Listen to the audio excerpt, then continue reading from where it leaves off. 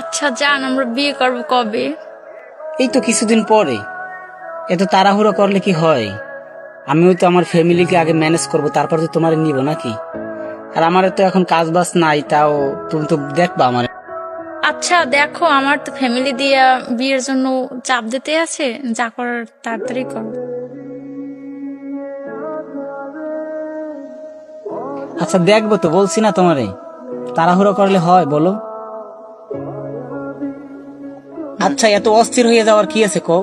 আমি তো বলছি দেখবো নাকি, আমারও তো একটু দেখতে দিবা। আর ফ্যামিলিতে প্রবলেম তো সবসময় থাকবে না, কিছুদিন পরে ঠিক হয়ে যাইবে।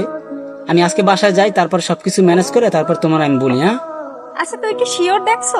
হতে যে আমি নিজের চোখে দেখছি। কি বলো, তোর দাদা তো এরকমের না। আমি আমার নিজের চোখে দেখছি। চলো তুমি যেই দেখবা। কোন জায়গায় দেখছো তোর দাদা? এই যে পার্কে বসা, আমি এই মতো দেখিলাম। চল তাহলে দেখি কি ব্যাপার।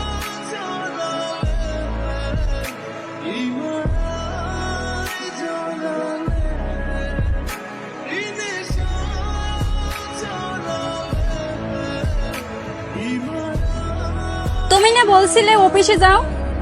এই তোমার অফিস? আমার ভাই না বললে তো আমি বিশ্বাসই করতাম না। এই মেয়েকে, এই মেয়ে তুমি কি জানো সে আমার হাজবেন্ড? তোমার কি মা বোন নাই ঘরে? এই মেয়ে, তার সাথে রিলেশনে যাওয়ার আগে তোমার একবার তো তার ব্যাকগ্রাউন্ড জানা উচিত ছিল, যে তার ফ্যামিলি কেমন, সে কেমন।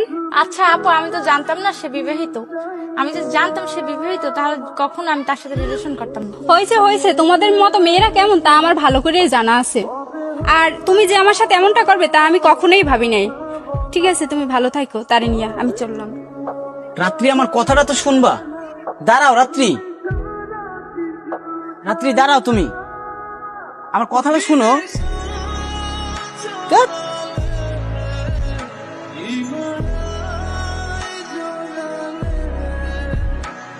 আচ্ছা তুমি আবার ওর কথা কিছু মনে করো না, ও একটু এমনই, বুঝছো?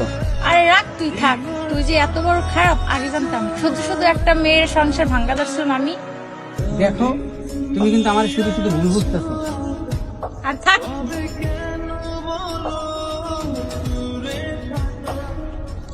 দাঁড়াও, এই ধরনের কাজ এই জেনারেশনে একটু বেশি চলতেছে, তাই যারা এই কাজগুলো করেন তাদের কি বলতেছি, আপনাদের ভুলগুলো একটু শুধরে নেবেন। ধন্যবাদ।